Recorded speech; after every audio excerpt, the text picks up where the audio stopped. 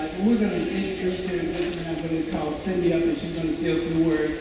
But I want you to do what you tell your students to do. Come from the back of the classroom. Come on down so we can discuss some things here.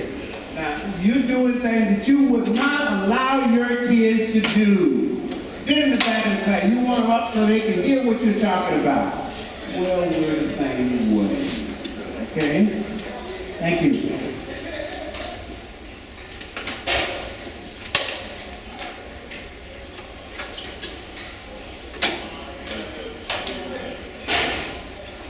Thank you so much for moving down. I really appreciate that. I want to welcome everyone here this morning. I'm Cindy Flora. I don't think Randy probably needs a whole lot of introduction. Most of you know him. You know that he was the social studies supervisor before he retired, but he didn't, of course, really retire. He's actually a professor at St. Petersburg College now in Tarpon Springs. He and I probably know each other probably for almost 20 years. We used to do the multicultural committees. He had Dunedin High, me here at Northeast High School. Also have today Sabron Reese. Sabron used to be on the PMAC committee 20 years ago, which I kind of forgot about that piece. It's really important. So he's doing wonderful things now as a teacher, and he's here today with, and other things as well. So he's here today with Randy, and we've got a really great presentation for you. Thank you. And also, I have some information. Randy is going to be doing training at the Pinellas County African American History Museum, which is at the former Robinson Challenge School in Clearwater, and that's coming up September 3rd. And after their presentation today, I have a flyer for that. If some of you would like to come back and hear some more, and also take a tour of the museum. We do museum tours for students, and this is a good way for you to see what the museum is all about. Thank you. Good morning again. My name is Randy Lightfoot, and I'll tell a little bit about me, and then we'll bring Reese up. I was supervisor. I taught at Dunedin High School. I coached at Dunedin High School. But I'm from a little town in North Florida called Quincy, Florida. You know Quincy. Gaston County, where I'm from, is a unique county of all the counties in the state of Florida, right? You know that. Number one, it's the only county in the state of Florida with a black population larger than white. So I had a different, when I came down here, I was like a fish out of water. I'm like, I had never been in a county where I was in the minority, because that county is 70% African American. Okay? But Gaston County also is one of the poorest counties in the state. Per capita income about $15,000. Okay? And we're going nowhere to the battlefield, okay? But Gaston County also has more millionaires than most anywhere in the Southeast. In that one little county, you have about, anywhere from 60 to 65 millionaires. And see, that happened because of turn sequence last season. Robert Stevens called his cousin, Mr. Woodard. Mr. Woodard was president of Quincy State Bank. And Mr. Woodard, he said, I need some investors in my company. And so when the farmers would come in and get the loans for their tobacco, he would force them to buy stock in his company. Then he would force them to sell half of the stock back to the bank. Well, lo and behold, the company was called Coca-Cola. And it became one of the largest corporations in the world. And so, hence, you have all those farmers that were very poor at the time. Now, their kids are living large. And so that's the dichotomy I grew up in. On the one side of the street, you had these big homes, looked like something out of Gone with the Wind, you know, the big verandas and everything. And then right across the street, you had the shotgun houses. And we call them that because they were small A-frame houses. They were so small that people say one shotgun shell would kill everybody in the house. So that was the dichotomy I grew up with during that particular time period. And Mrs. Woodard, the granddaughter, when they wanted to have a proxy vote for Coca-Cola, the president comes down to get a proxy vote because she has 200 shares of the original Coca-Cola stock valued at $16 million a share. So she's doing okay. Now, that's me. That's a whole lot of money. Yeah. I didn't get it in.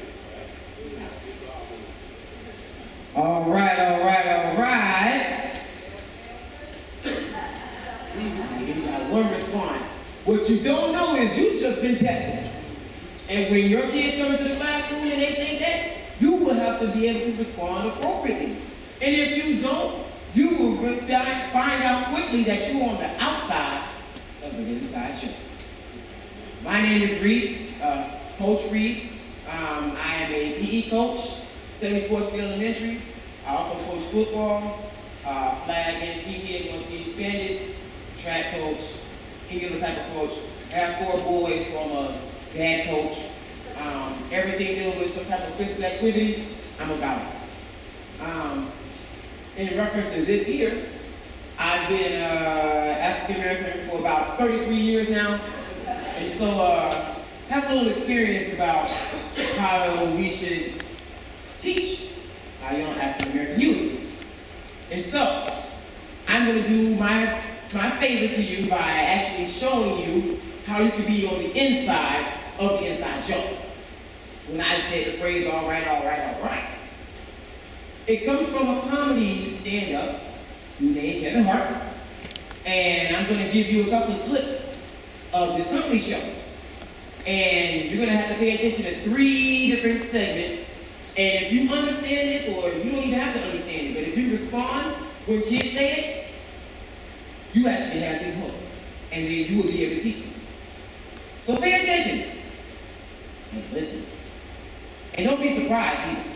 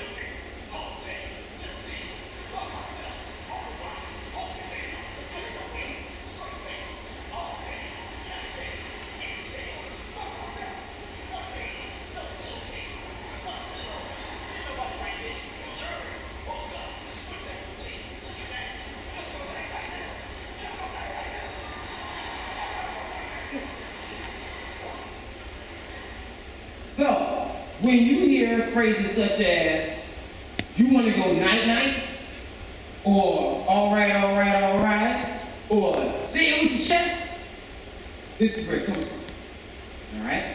So if you hear these phrases, you know what it is. You can also say phrases like, say it with your chest, and that's going to get them to pay attention. Use this. And I know you saw some clips, but this is what we're here for. We're here to shake things up. This is not your typical training here where you hear the basic stuff. We're getting right into it. Real nitty-gritty stuff. So for starters, as we get in, it starts with you. You still are a teacher first. You have to be prepared. You have to have your lesson plans done. You have to know what you're talking about at all times. Because dealing with people who look like me, we understand when you're not ready. We understand when you're on point, and we understand when you're passing out busy work because you need to catch up on whatever you need to catch up on. So you have to always be ready. You have to also realize that the life that you live when you leave school may not be the same life that your students have when they leave school. All right? When you go home and you have your family and you eat your full course meal and you eat and go to sleep, They're not doing the same thing. Some of them may be going to practice. Some may get home from work at 11 o'clock. Some may be taking care of their own kids while mom and daddy is still having their flashback and memorable moments.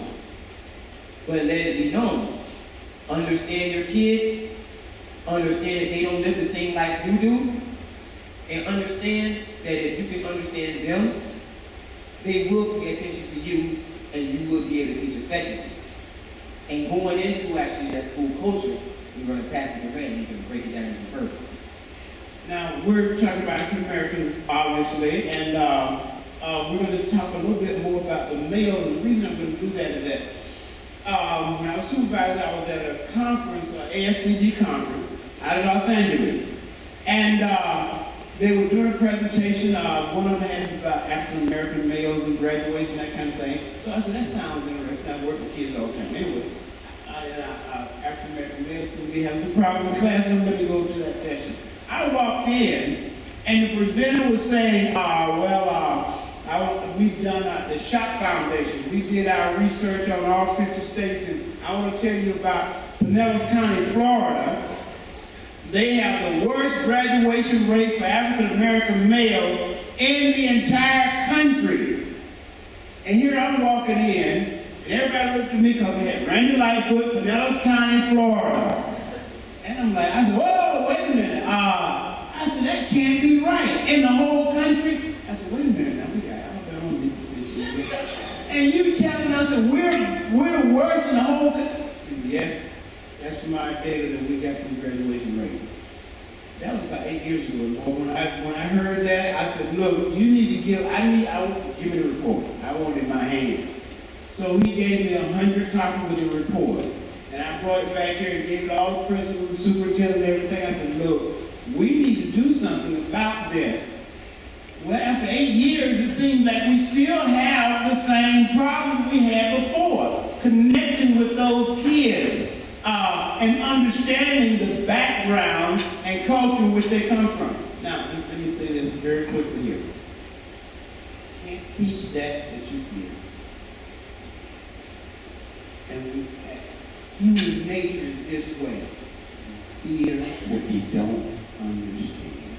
You fear. And the kids know that you fear. You lost it. You lost the classroom. Can't teach it. They were never.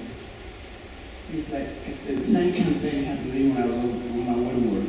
And one of his friends of mine, the guy who used to drive the van for us, he had a dog in the yard. And he said, "Y'all was okay. The dog bit me on the leg." So from that point on, I'm like, I don't do dogs. But see, dogs can smell when you fear them and they'll attack. Or your kids are the same way. They know when you're fearful of them and they will run you out of the classroom. Now, let me say this. You set the standard in the classroom. You set the standard. I know how they come in and that kind of stuff, but you set the standard. The best day. Now, school opens up Monday. When it comes to setting the standards, now you said the kids be involved in that. They would set all the rules and everything. I said, okay, class rules. Let's start listening. They were much more stringent than what I would be. And they listed all these things, and I said, okay, we can't do that.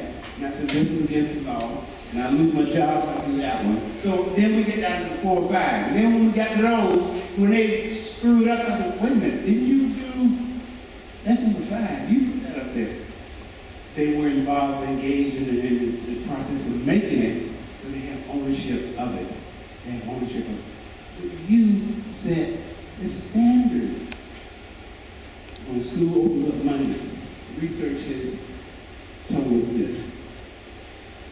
The best opportunity for you to set the standards in your class, first day. If you miss the first day, you have, you're done. It's going to be difficult to bring them back in again. So the best opportunity to set the standards for your classroom is the very first day of class. If you wait a week while they get in the room, I know how we used to do it. You wait a little bit because they still have to count, so we had to count the number of students you had, and You had the 10-day count and all that kind of stuff, and you wait till you get your full, your full classroom, then we go to all the stuff. You can't do that. You lost them by then. You got to do it first day. You got to do it first day. So, a lot of the things that have happened within the classroom have changed because of the changing demographics that we've had. Now, let me say this.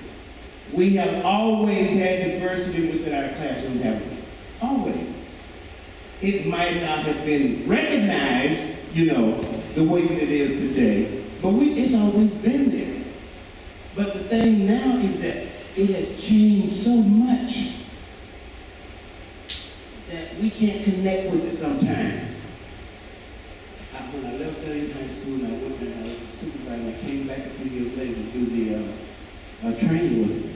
And they were complaining, they said, when I was at Dunedin High School in the 70s and 80s and 90s, okay, Dunedin was kind of like, kind of middle and upper crust, We had a lot of kids that were middle class, black and white, And we were like Dunedin and Clearwater and Seminole. Those like North Carolina, those kind of like a choice school, And so when I came back, the teachers were complaining. They said, I can't control the classroom anymore. Well, we got these kids that are like level 1 kids, level 1 readers and all that kind of, they didn't have the tools to work with those kids because they were not accustomed to working with those kids. So they didn't know how to deal with the strategies that will help them connect with those kids. So they were completely befuddled about the kids they were getting in the classroom. Let me tell you this. That's the classroom today. It's not going to change. Not going to change. See, the days of having me in the classroom are over. See, I was a good student. Now, what I mean by that is this. I was easy to teach. Because I did whatever my teacher told me to do. I kept my mouth closed. I answered the questions when the teacher asked me a question. Otherwise, I didn't say anything. So I was easy to teach. Because, see, my dad made it very clear that we all had a role to play. His role was to provide economically for the family. My role was to go out there and do what the teachers told me to do and get my work. Now, if I have to leave my job because of some foolishness that you've done out there at that school, well, let me tell you something. When I get out there, somebody's going to get hurt. That's what he told us. Somebody's going to get hurt, and it ain't going to be me. So we understood what that meant, You better be on your best behavior. Well, see, that's not the classroom today. Now kids are like, okay, why are we doing this? When am I going to see this again? Is this important or is this just busy work? Or they'll say things to you. Look, kids will say things to me. Once you get in trouble, haven't you noticed the kids will tell you things that you were saying, man, I would never say that to an adult. But they will tell because they don't know boundaries. You assume that they know, but kids should know. No, they don't. No, they do not. You have to teach them. Listen, most of the kids that you have, the one place where they have structure is at school, in your classroom. So you've got to teach them how to navigate the community going back into. So as a result of that, you have to learn how to be where they are. Now, that doesn't mean that you lower your standards, because I've heard people say that too. I've got to dumb it down. Kids are smarter than you think they are. They are. You just got to tap into how they learn and what will motivate them to learn. But they can get it. But you got to do it. Now, that means something else. A lot of work. I think I said what they taught you at, see, when I went to FAM in FSU, okay? I dated myself a little long time ago. In fact, so long ago that when we went to school, there's segregation. When they first started integrating colleges, we would have to go, because FAM and FSU on a mile apart. We would take classes at FSU, and students at FSU would come to FAM and take classes, That way both schools could have the population and get that federal money, you know. But you graduated from your home school, okay? Well, see, that it was a different kind of situation then. Now, it's different. I had people in the training had money we were talking about. So how many of you know who Honey Boo Boo is? You know who Honey Boo Boo is, don't you? You don't know who Honey Boo Boo is, you're not paying attention. And people say, what has happened to our society? It's not just in the African American community.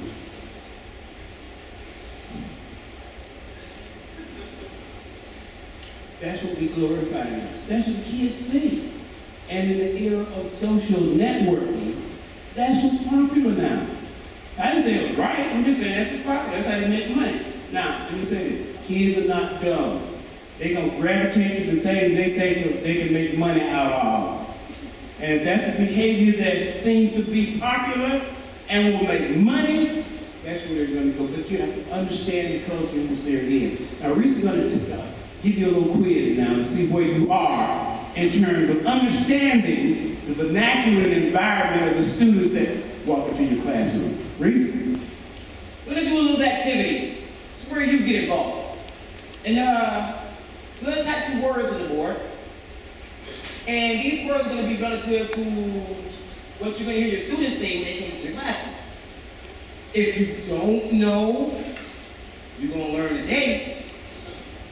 If you do know, you can help us out with understanding these words. So, I type it, you tell us what it is. We're not going to click you. Say it out. Okay. Turn on. Yes. Get what? Get height. Okay. Oh yeah, that's it. Okay. Comes with it. Dance kids. You put on in your class. Going crazy. Don't think it's just going crazy. It's a thing. All right. But see, they also want, that means they want you to give them something what? What they're saying is, don't be so boring. Hype it up. Get me excited about this. Is Randy going to demonstrate that one? I got a video. He got to show that For y'all. Lay on that. But no, see, I know my age and I stay there. I got to get up and go to work in the morning, so not me, no. But I think from what we've heard, some of the responses, you know what working is, all right? Okay, all right. Uh-oh. Can we yell that one out? Okay. Hey, like. There you Okay. go. There you go.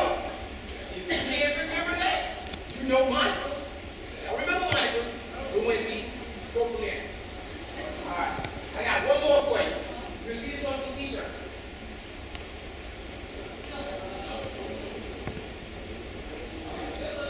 You only live once. So if someone's trying to make a decision about something, peer pressure may come in. They may want to do something, they're debating whether she's stupid or not, or if somebody in trouble or not, and you just think, YOLO! Well, you only live once, so forget it, let's do it. And they're going to do something crazy, and it's going to happen in your class. So when you hear YOLO, uh-oh. All right? So remember these key words. You're going to hear lots of it. You may end up having to use some of it in your vocabulary to get their attention. So when you're teaching about your social studies and you're saying, yeah, they were around here twerking. You said twerking. Oh, wait, what is it now? They're not what? Here you go. They were in the war and they were trying to do their things and they turn up. They were turning up in here. Gotta catch their attention. So when you do that, you're now the inside of the inside joke. Now you're cool. Now you might learn something. All right. Continue on. Okay, but still, remember now, still we're keeping standards here. We're not lowering the standards now. I remember one of the professors from, one of the principals from one of the schools in New York in the Harlem zone. He said his school was 76% African American. He said the biggest problem he had at his school was this: getting his teachers, who mostly were African American, to raise the expectation level for their kids. Because they didn't believe their kids could learn because of perception. What do you expect? See, a lot of what happens in our classroom and how well our kids do in the classroom is based upon our perception of our students. And those perceptions a lot of times are based upon where the kid's coming from, how he's dressed, how he talks, and that kind of thing. And as a result of that, we categorize it according to what our perceptions are.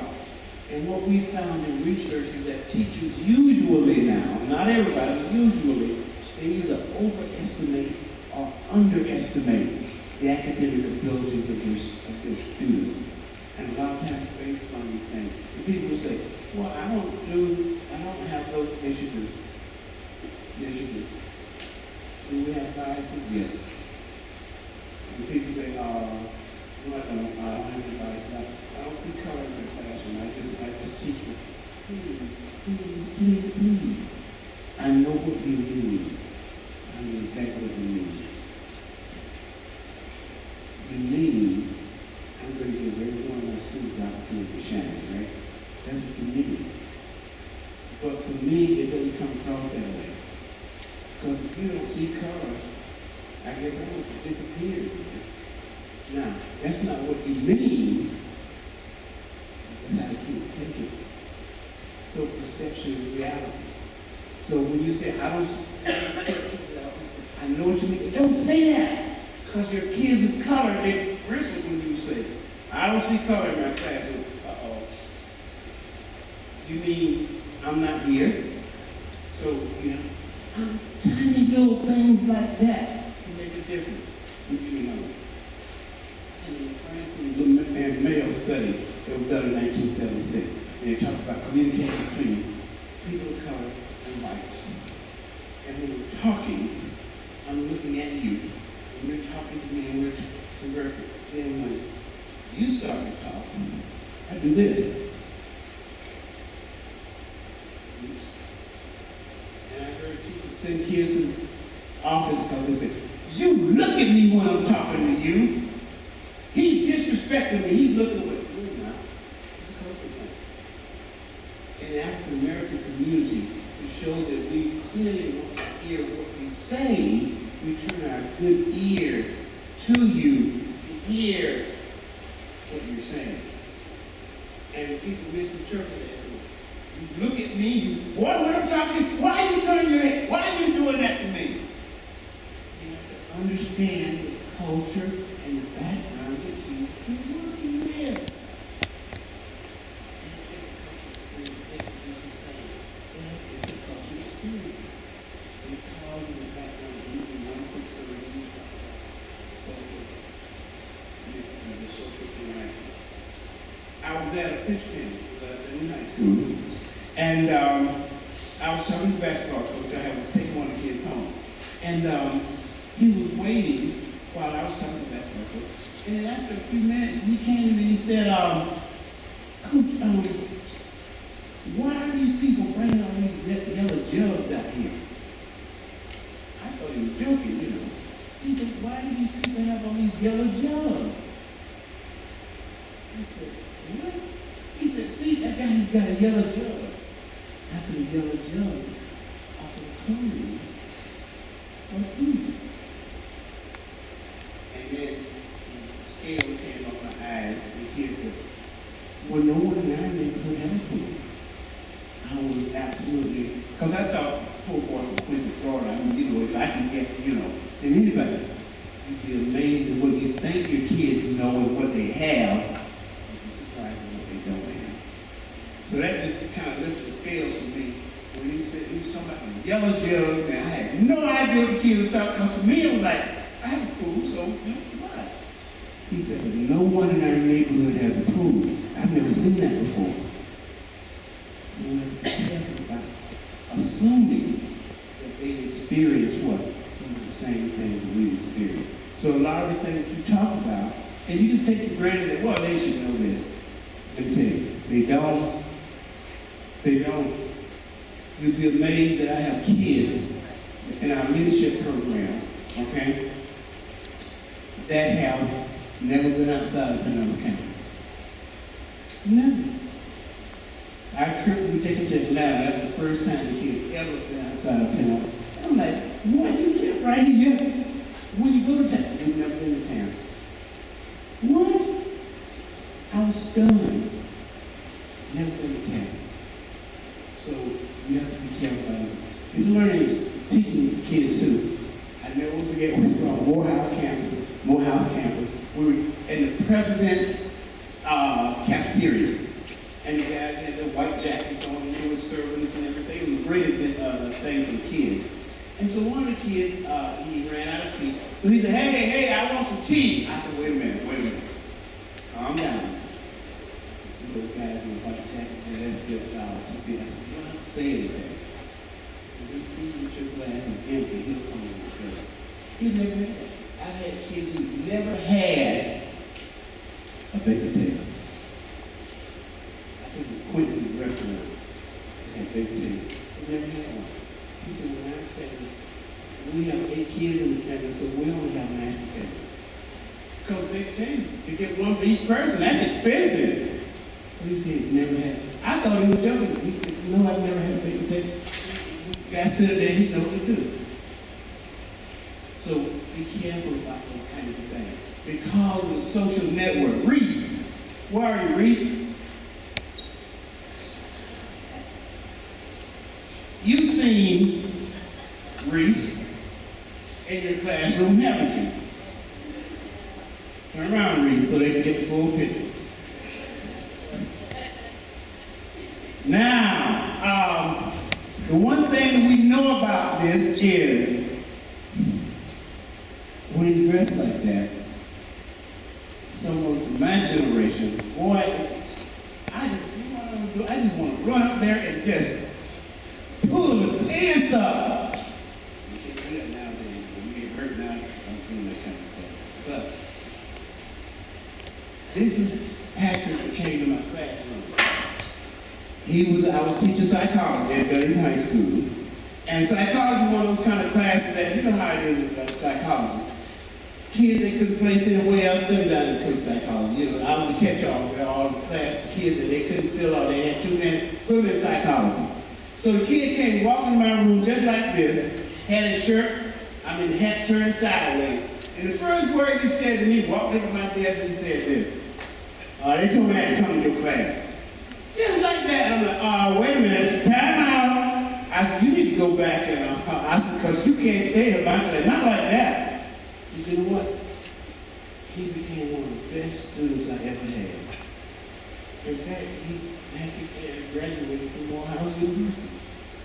But see, I judged him simply on what? How he looked and how he dressed. Now, don't get it misconstrued. There may be individuals who dress like this, but they still have a brain. They can still learn. It's just an image. It looks cool. It's cool. It's been made popular by all the people you see on TV and all the various music stations, radio stations. 94.1, 95.7, 93.3, 98.8. You pick the number, it's there. You look on TV, BET, VH1, MTV, Sprite, you name it, it's there. Some of these individuals here that you're about to see have a whole lot more influence than your random history books. And what they do will determine what I do as a student. And it appears to be cool, so if they're doing it and it's cool, well, I'm doing it too, despite what you say. And on top of that, you're gonna see this. Now, remember, Mr. Lightfoot just said earlier, this is your classroom. First day of school, you have to raise that standard. You set the standard high. Therefore, It's nothing for me to. For some of them, their pants gonna fall right back down because it's way too big in the first place. But if you get on them enough, when they walk by your door, they're gonna know that their pants up. When this rifle gonna play, I'm gonna at least tighten myself up. That's already the start. And if you demonstrate that from the beginning, you will have the respect that you're supposed to have in your classroom. If you don't, you will be victim of being bullied by students who carry the image. Remember, what peers are around is still more important than your influence. Therefore, you work with that individual, you work with the peer group as well. You will, one person at a time, change the whole dynamic. And social culture has all to do with it. Keep it in mind, soak it in, so that you can utilize it appropriately. Continue on. Now, in order to advise people in the classroom, the most important person still is the teacher. If we get changes in the teacher, we need to change the whole classroom. Not in a bad way, but in a good way. First of all, we've got to be honest with ourselves. Do you have biases? Do you have assumptions that will prevent you from seeing the academic potential of the students that you have in the classroom? I can raise my hand. Yes, I do. But you know what? I've got to work on overcoming those things. I got to work on me. Because some of those kids that I have to come into the college classroom and sit right back there in the back, and grades on me. But then those turn out to be some of my best students. You got to get known first. But you got to recognize the biases that you have. We all have people say, well, I'm not. Yes, you do. They're planted right there. At an early age. So when you see, next time you go out to one of the kindergarten, see little kids play. And you'll see the boy will go up to the swing and the girl will come to the swing, and he'll say, I'm supposed to go first, and she'll. So you learn it real early. You learn it real early. So I have to fight to overcome those things just like you do. I'll give you an example. Jesse Jackson was talking about when he was walking down the street in Washington, D.C. and he saw three African-American males walking down the other side of the sidewalk. He said the first thing he did, he said, how did I do that? Because he did it to the stereotypes about African-American males. About it. So understanding who you are and the culture that kids come from. Show that you care. That's vitally important for your kids. Now, let me say this. There are some kids in your classroom, when you give them work to do, this is the first thing they're going to ask you, what kind of grade are we going to get for this? Are we getting a grade for this? If we're not going to get a grade out, why should I do it? It's based strictly on the grade. But there are other kids in your classroom, it's based on relationships. I'll do it because I like you. You're my teacher. I used to tell the kids, just do the old man. Just do it anyway. Especially that first thing in the morning when you have to stand up for the pledge. You know what I'm talking about. You can't make me stand up. I know my constitutional rights. I said, boy, you don't even know what the Constitution looks like. But as a result of that, see, what happens here is I just, for my relationship, I said, hey, come on now, just see what he owes. Come on, you can stand up, you can whistle this all I care. Just stand up. Pick your battles. Come to my classroom without a pencil. Give him a pencil. It's not worth all of that, I guarantee you. Now, this is something that one of the boys told me when I was young. I said, if you want to know what's going on in school, ask kids. They'll tell you what's going on in school. They'll tell you who's doing what and what the fight going to be after school and all that kind of stuff. They'll tell you everything. And I asked African-American boys, I said, I'm going to do a training with the teachers, and the problem we're having is you guys not engaging in the classroom like you should. What are some of the things that I need to tell the teachers that you would want them to know to have a better relationship with your teachers? I was stunned at the answers that These were the mails that they gave me. First thing they said was, recognize you were here. I said, what? I said, you gotta make so much noise, how they gonna miss you? They said, no, that's because we do that because people ignore us. They said, when other students walk down the sidewalk or in the hallway, you're speaking to them and all that kind of stuff, and they go by. When we come by as a group, you don't look at us. Pretend like we're not even there. We're part of the school too. The other thing really stunned me, what boy said. Tell them to give us harder work. I said, excuse me? They said, tell them to give us harder work. They think we can't do the work, so they give us that little middle school stuff. They dumb that stuff down because they think we can't learn. Kids are cognizant of that. So that's why we keep saying, keep the standards up. I had one situation where a kid came, now in those days, they were mainstream kids. And they might mainstream in one class, right? Well, of course, my class was one that mainstream kid. So when he came in, the kids knew how to play the game, is what he said. Well, my ESC teacher said that if I couldn't do all the homework, I could do one if you had three. How much do I have to do? They didn't know how to play the game. How much you have to do? I said, you don't do the same thing everybody else has to do. They said, what? I said, no, we're going to help you get there, but we're not lowering our standards. And the other teacher was like, I can't get him to do, how do you get him to do? I said, because that's what I expect him to do. And I'm not backing down from it. I said, look, my job is to teach you. Why are you trying to starve my family to death? Because if I don't do my job, I don't get paid. If I don't get paid, I can't feed my family. So why do you hate my family? I didn't do anything to you.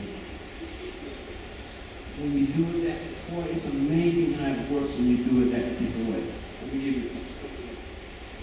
Be honest now. Be honest with your kids. Now, you saw in the little clip that you had there. Now, at the end, Reese, I want you to do the twerking little thing because, see, we got criticized from the first session because we didn't get a chance to get to the twerking video, and everybody was complaining. You talked about it, you said you had a video of it, and you wouldn't show it. Oh, ran out of time.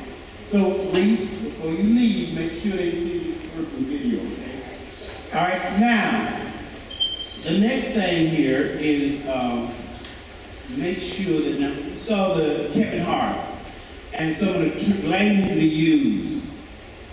Let me say this, and we're going to get this elephant out of the room right now. Do not allow your kids to use racial epithets. I don't care if it's nigger, nigga, redneck, cracker, whatever. Don't allow it in your classroom. Now, like I tell the kids, what you say out there in your community at home, that's I had one girl come out, she cursed in my class, they know I don't play it. She cursed, I said, hey. And so she thought about it and she said, well, my mom, I said, you and your mom can sit across the breakfast table, cuss each other out all you want, but you can't do it here. The other kid said, you cuss your mom? See, I do not, get kids to help you maintain that discipline. He said, well, I didn't mean it like that, so that cut that out. But don't allow them. Now, see, the reason why we don't allow that kind of thing, because it's hypocritical. See, it's like this. Whether it's ER or you put A at the end of it, it's still a bad word. And it's still, people say redneck and crack. Oh, that's fine. But see, it's like this. What I'm saying is, if you are not a person of color, there is not a word that I can say to you that has the same depth of hurt that N-word has. It's not the same. This is not the same. And the reason that you don't want to do it is this. We're friends, and we're talking like that. And we're friends. After a while, you get comfortable with it, right? And then one day you say, well, my nigga. And then he goes, hey, wait a minute, you can't say that. I can say it, but you can't. That's being a hypocrite. That's being a hypocrite. I tell the kids this, a pile of crap is a pile of crap. I said, you can spray it with perfume and Chanel No. 5 and all that kind of stuff, but in the final analysis, it's still going to be crap. So don't allow those kinds of things in your classroom. I don't want to hear stuff about well, it's okay. Well, it's not. You said, look, we can't give our kids economic parity, can we? No, we can't. But you can be an appropriate role model for your kids. That costs $0. You can do that. You don't allow those things in your classroom. Yes, ma'am.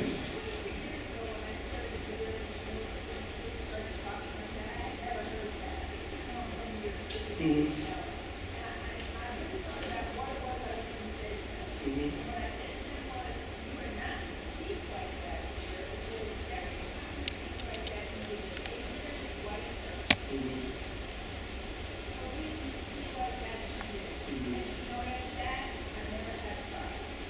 See, you set the standard.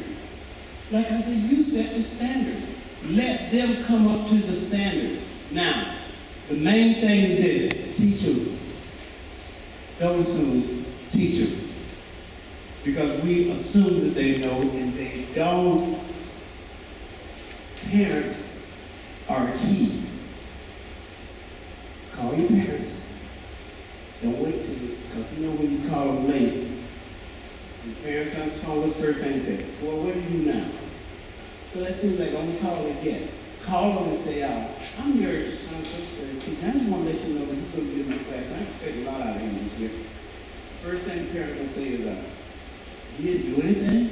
No, he didn't do anything. I just called. That works wonders. Because when you do call, they're going to be on your side to help. Discipline that child to do what needs to be done. When we have our programs, with our kids and leadership program, after school program, one of the things we found out is this: parents want to help their kids. They might not know how to express it the way that you want them to express it. And the second thing we found out is we have to have more parent conferences and parent workshops. Because many of our parents don't know how to be parents. Many of our parents had kids so early that they didn't have the opportunity to learn how, the basics of being a parent. So if they don't know it, how are they going to teach their kids? So we have workshops to help them learn how to be. Now, there's a better way to do that. I'm pressing out. There's a better way to do it. And we give them some strategies that will help them navigate the system. We show them how to do the report. So that when the grades are falling, they let us know right away when we start working with it. So that's the key. Now I'm going to stop now so Reese can satisfy your. I'm going to say something about our teachers now. I'm going to say this. First group 2, our professional grouping, will say this. Of all the words we put up there, guess which word everybody seemed to know? That's all I'm going to say. I won't say nothing else, okay? Now, if you see us in your classroom, you know what word it is. If you didn't know before, as common phrase is, you're going to learn today. It just makes me sick to my stomach to see what my sisters are talking.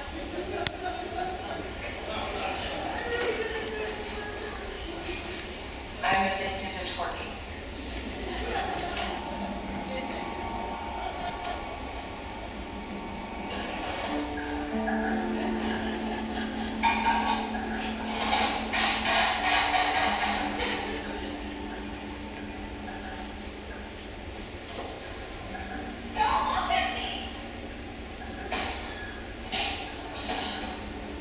We don't know what to do. I thought that a hip-hop dance class would be a healthy outlet for her. I blame myself. I'm the one who signed her up. Don't do that.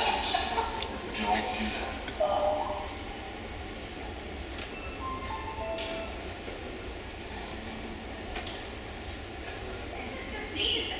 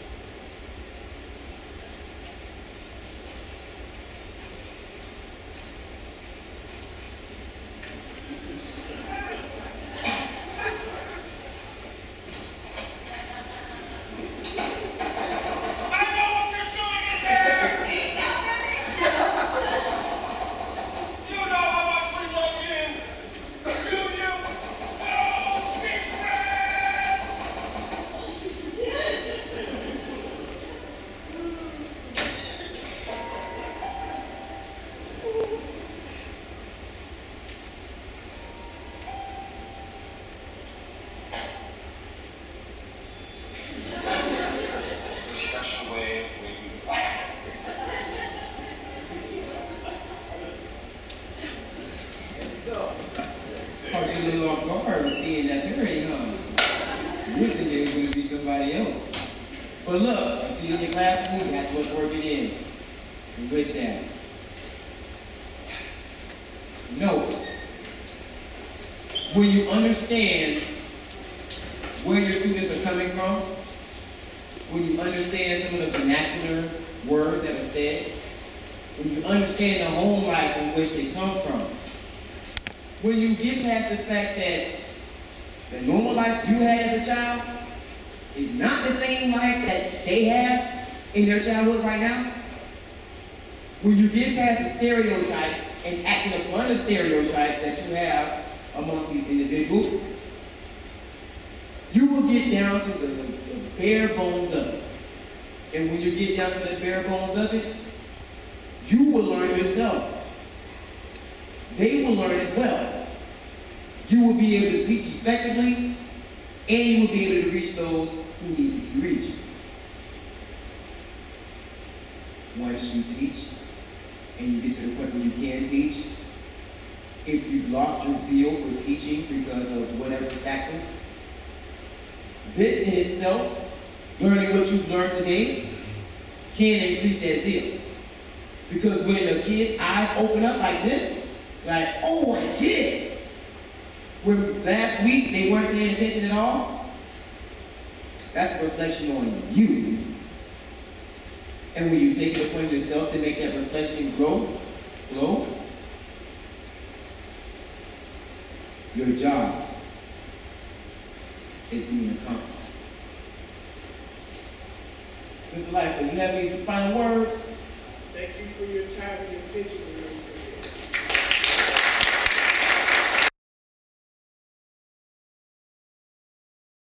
Either go off memory or go off DVD. Infinite cinema.